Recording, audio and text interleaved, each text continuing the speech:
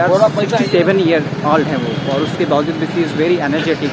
इसके साथ साथ मैं हौसला हिम्मत बढ़ाए मेरा। हमारे विधानसभा क्षेत्र कहा जाता है, इसी दामोदर रिवर में कुछ एक घटना हुई थी ऐसी, तो पूरी बारात गुजर रही थी। अब क्या था, सीधी देखिए, वो देखिए सीधी सीधी एकदम पत्थर आपको दिखेंगे एक ही लाइन पे।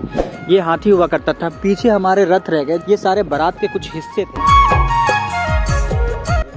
आर्यन, आपका यात्रा सफल हो और झारखंड का भारत माता की जय। जय गाइस, इस वक्त मैं खुसरो में, जैसा कि आपको पता है कि मैं 3-4 दिन पूर्व ही यहाँ पे आ गया था, और ये आप इंस्टेंट ब्लॉग देखने लग रहे हैं। इससे पूर्व आप नेतरहाट और जतरा भगत जी का ब्लॉग देखे थे। तो इस वक्त मेरे साथ है डॉक्टर उषा मैम, जो मुझे कुछ 1 किलोमीटर दूर तक साथ देने के लिए आई हैं। Thank you so much ma'am, आपके आतिथ्य के लिए और ये स्वागत, ये भाव और इतना आशीर्वाद देने के लिए, साथ में मेरी हौसला बढ़ाने के लिए। बहुत आशीर्वाद, आपका यात्रा सफल हो, जरूर। सफलतापूर्वक आप पूरा झारखंड का ये करें, और झारखंड यात्रा के बाद आपकी सफलता एकदम आसमान छुए, ऐसी मेरी कामना है। पूर्व में आपको बता दूं कि मैं रुका हुआ था धोरी जो GM ऑफिस है, वहाँ पे RSS कार्यालय में, वहाँ पे कुछ मित्रगण ने मुझे रोका था ताकि मैं कुछ स्थिर होकर के इस जगह से फर्स्ट जो छठ पर्व है उसके फेस्टिवल को एंजॉय कर सकूं। और इसके तहत मैं शाम को गया कि यहाँ के हिंदुस्तान पुल पे, हिंदुस्तान ब्रिज में घूमने के लिए। काफ़ी मुझे मज़ा आया घूम करके, और मेरा घर यहाँ से 21 किलोमीटर की दूरी पे स्थित है, बट मैं घर नहीं जाऊँगा जैसा कि आपको पता है। तो चलिए इस यात्रा को हम आज प्रारंभ करें, और इसके साथ मैं इस यात्रा के इस ब्लॉग को खास करके जो पब्लिक रिएक्शन ब्लॉग है उसको यहाँ के सबसे फेमस जगह पे एंड करूँ, जो कि हथिया पत्थर के नाम से प्रसिद्ध है। और इसके साथ आप पब्लिक रिएक्शन भी देखेंगे।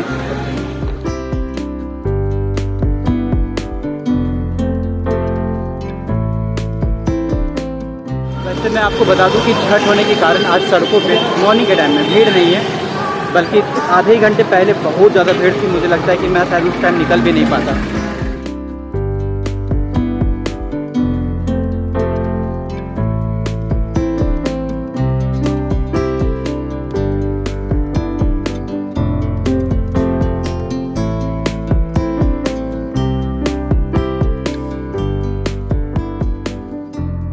ठीक है, थैंक यू सो मच, आप आए, हिम्मत बढ़ाए मेरा।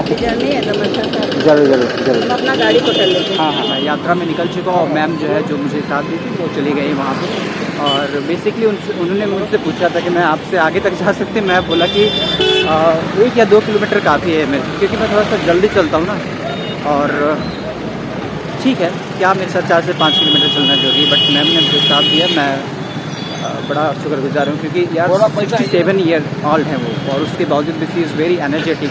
इसके साथ साथ मैं अपने झारखंड के सबसे यंग, वन ऑफ यंग जो MLA हैं उनसे मिलने के लिए गया था। उन्होंने भी काफ़ी हौसला हिम्मत बढ़ाया मेरा। हमारे विधानसभा क्षेत्र से हमारे विधायक जी कुमार जयमंगल भैया के बारे में बात कर रहे हैं, और ये है ओवरब्रिज।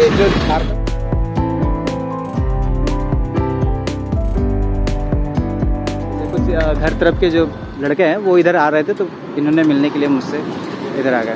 किधर आए थे तुम लोग? इधर ही ऑफिस से मिलने आया था। झूठ बोल रहे हैं। कुछ लोग इधर भी ज्वाइन कर रहे हैं। आज ही आ सकते हैं। इस वक्त खुसरो में ही, और मुझे 2 चीज़ें देखने को जो मिली, वो झारखंड में प्रमुख रूप से लोग खाते हैं। एक, इसको पहले लोग सिंघाड़ा भी कहते हैं, पानी फल भी हम लोग कहते हैं इसको, आप लोग सिंघाड़ा के नाम से भी जानते हैं। और ये रह गया भोंगा, ये देखिए होंगी ना, इसको लोग आँखों की रोशनियों के लिए खाते हैं। नहीं, कहते हैं कि इसके अंदर जो मीट मिलती है उससे आँखों की रोशनी जो है तेज होती है। डॉक्टर भी कभी कभी जो है प्रिस्क्राइब करते हैं इस चीज़ को खाने के लिए। फिलहाल ब्रिज की बात सोच मैं आपको बता दूं कि ये मुख्य रास्ता है पारसनाथ पहाड़ जाने के लिए, जिसमें से जैन धर्म को मानने वाले लोगों के 24 तीर्थंकरों में से 20 तीर्थंकर जो है वहाँ पे मोक्ष प्राप्त किए हैं। ये है वो उसकी ब्रिज, तो ये है वो ब्रिज। और खुसरो का ये बहुत बड़ा मार्केट है, जैसे कि आनंद भैया का भी कहना है और मेरा भी मानना है कि आपको वेस्ट बोकारो में, मतलब बोकारो के इन पश्चिमी इलाकों में सबसे ज़्यादा कहीं मार्केट में भीड़ भाड़ चहल पहल रहती है, और लगभग हर चीज़ें जो आसानी से मिल जाती हैं, इवन गाड़ियाँ भी, वो यही जगह है। इधर से ही होते हुए आप गिरिडीह ही जाएंगे, और इधर से होते हुए आपको रांची, धनबाद, बोकारो, हर जगह की गाड़ी जो है वो मिल जाती है। मार्केट के एरिया कुछ अभी थोड़ा सा शांत है, बिकॉज आज छठ के पर्व का सुबह का अर्घ था। तो लोग इस पर्व को इन इलाकों में काफ़ी धूमधाम से मनाते हैं, और जिसके वजह से लोगों ने अपनी दुकानें जो है वो लेट खोलना स्टार्ट करी है, कुछ इस प्रकार। पूर्व में ये पूर्व निर्धारित था मैं कि इस ब्रिज से होते हुए मुझे नावाडी से होते हुए मैं डुमरी की ओर निकलूँ, जहाँ पे पारसनाथ पहाड़ मुझे मिलेगा, बट अब की प्लानिंग चेंज हो गई। आपको इसलिए मैं बताता हूँ कि इंस्टा में भी आप मुझे फॉलो करते रहें, ताकि आपको चीज़ें जो है पता चलते रहे। और चूँकि ये तो इंस्टेंट ब्लॉग है, बट इसके बाद आप जो है लोहरदगा के ब्लॉग्स देखने स्टार्ट कर देंगे। इंस्टेंट ब्लॉग मैं इसलिए बनाता हूँ ताकि कुछ खास पर्व त्यौहार जो है वो मिस ना हो जाए। तो ये ब्रिज जो गाड़ी आप देख रहे हैं वो गिरडी से होते हुए आ रही है बस, और यहाँ पे लोग कहते हैं कि ये बस स्टैंड है, मतलब बसों का ठहराव यहाँ पे होता है। और ये है ऋषि भाई, आप लोग इनको तो जानते होंगे। जय श्री राम भाई, जय श्री राम। कैसा रहा छठ आपका?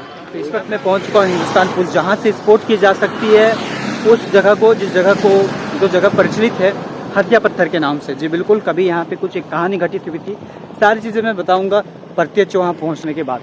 कहा जाता है इसी दामोदर रिवर में कुछ एक घटना हुई थी ऐसी, तो पूरी बारात गुजर रही थी। अब क्या था आगे चलिए आपको पता चल जाएगा। तो लगभग मैं पहुंचने वाला हूं वो हथिया पत्थर। उससे पूर्व मुझे कुछ और भाई मिले और एक बहुत ही अच्छी फैमिली भी मिली मुझे। मैं उनके यहाँ पे प्रसाद खाने के लिए गया, और कुछ ये फ़ोटो आप देख पा रहे हैं उनके साथ हमारी।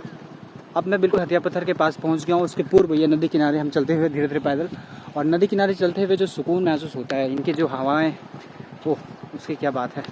लोग नॉर्थ ईस्ट को कवर करते हैं, उनको दिखाते हैं। मैं कहता हूँ कि आप झारखंड की इन नदियों में विजिट करके देखो। मैंने कोयल रिवर, ये दामोदर रिवर और इसके पूर्व स्वर्णरेखा रिवर को भी मैंने विजिट करा, और जो मज़ा आया, अभी तो मेरा अच्छी बाकी है, फिर भी एक बार यहाँ के नदियों में घूम करके देखो, आपको कहानियाँ ही कहानियाँ मिलेंगी, सुकून तो पूछो ही मत। चलिए आगे जाकर के हम उस हथिया पत्थर को जो बिल्कुल हमारे सामने से दिखने लग रही है उसको हम एक्सप्लोर करें। तो लगभग पहुंच चुके हैं उस मंदिर के पास जहां से मैं सब कुछ आपको दिखाने वाला हूं हथिया पत्थर के। बट उससे पूर्व कुछ समाज सेवी भी मिलने के लिए मुझसे आए हैं। आप सबको को जोहार और जय श्री राम। जय श्री राम आपको। आप लोग कहाँ से हैं सर? हम बोकारो से। जी जी, आप बताएं। जी मैं जेना मोड़ से। अच्छा, आप मेरे ही गाँव से हैं? जी मैं भी बांडी से। अच्छा अच्छा, और इन भाइयों से तो आप जी जी पहले भी मिले थे। अब इसके आगे आप देखेंगे यहाँ की कहानी जो लगभग किताबों में जगह मिलती नहीं है, और लोग इसको कहने से भी शर्माते हैं, बट ये एक हमारी पहचान बन जाएगी। जब भी मैं इसके बारे में कहता हूँ तो मुझे बहुत गुजबंस भी फील होती है। तो चलिए मैं अब इसको एक्सप्लोर करके दिखाऊँगी। तो चलिए, जो भी मंत्रीगण आए थे मिलने के लिए वो तो चले गए। आपको जैसे पता है कि एक दिन यहाँ के कुमार जयमंगल जी जो यहाँ के विधायक साहब हैं, उसके बाद डॉक्टर उषा मैडम आई थी, और कुछ अभी लोग मिलने के लिए आए थे। उसी में से इंदु शेखर मिश्रा जी भी आए थे, वो भी एक पॉलिटिशियंस हैं। तो सभी ने मुझे हौसला दी इस पदयात्रा के लिए, धन्यवाद करता हूं मैं उन सबों का। बट उसके बाद मैं आपको दिखाने लग रहा हूं यहाँ पे एक रथ नुमा जो पहाड़ है, चट्टान, कहा जाता है कि कभी ये रथ हुआ करती थी, और यहाँ पे ढोल बजाने वाले दो पत्थर भी थे। यहाँ पे ढोल बजाते हुए दो व्यक्ति पत्थर के रूप में, जैसे कि मैंने आपको बताया कि यहाँ पे कुछ ऐसी चीज़ें हुई हैं, घटना हुई हैं। और यहाँ पे एक मंदिर, अब मैं यहाँ से दिखाने लग रहा हूँ आपको कुछ लकीर लंबी लंबी सीधी सीधी चट्टानें।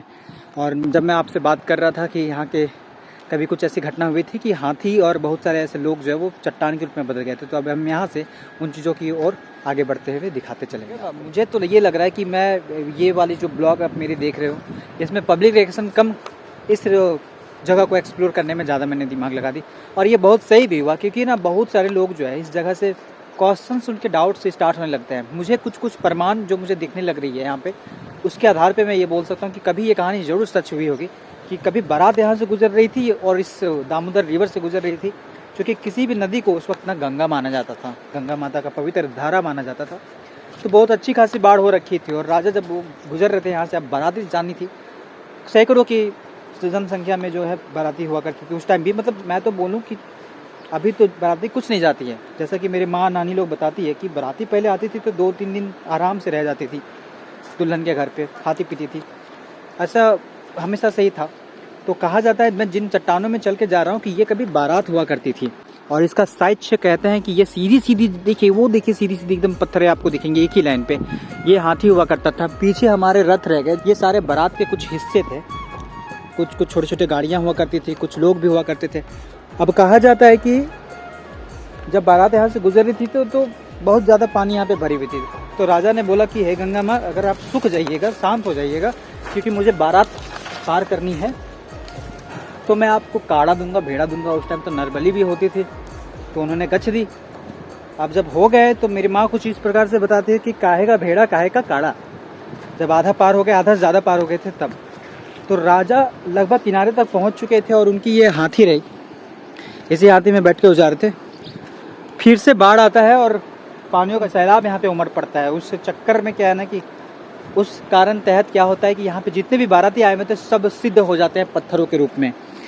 वो जो पत्थर की देख रहे हैं लकीरें, मतलब वहाँ पे भी जो लाइन है ना वो सीधा सीधा एकदम बिल्कुल इस लाइन की भांति। और आपको भी पता है कि मानव श्रृंखला कुछ ऐसे सीधा हुआ करता था।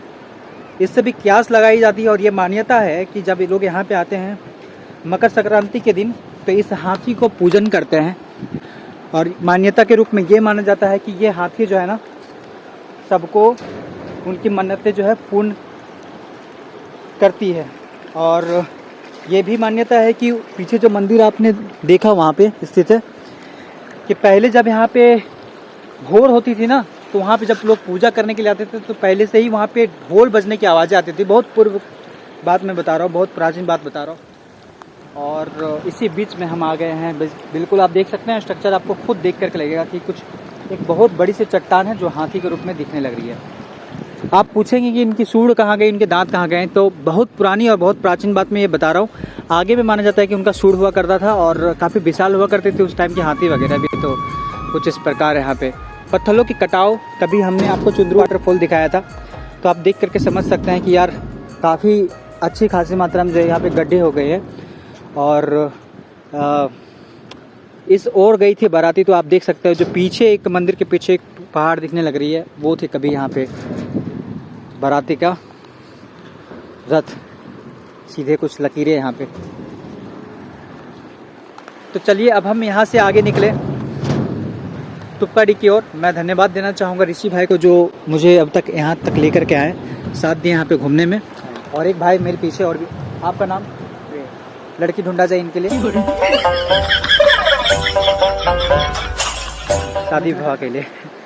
चलिए अब मैं मिलता हूँ गाइज आपसे एक अलग ब्लॉग के साथ। चूँकि मैं झारखंड पैदल यात्रा में अपने बोकारो जिले के सेकेंड फेज़ में हूँ, मुझे लगा कि आपको चीज़ों के साथ जोड़ना चाहिए, बताना चाहिए। कभी कभी कुछ ऐसा भी होता है कि लोग अंधविश्वास में जाते हैं, बट ये कभी हमारे लोक कथाओं का हिस्सा था। चलिए मिलते हैं आपसे जल्द ही एक नए ब्लॉग के साथ। तब तक के लिए खुद का ख्याल रखें, खुश रहें। Don't forget keep flying keep learning. जोहार झारखंड, जोहार भारत।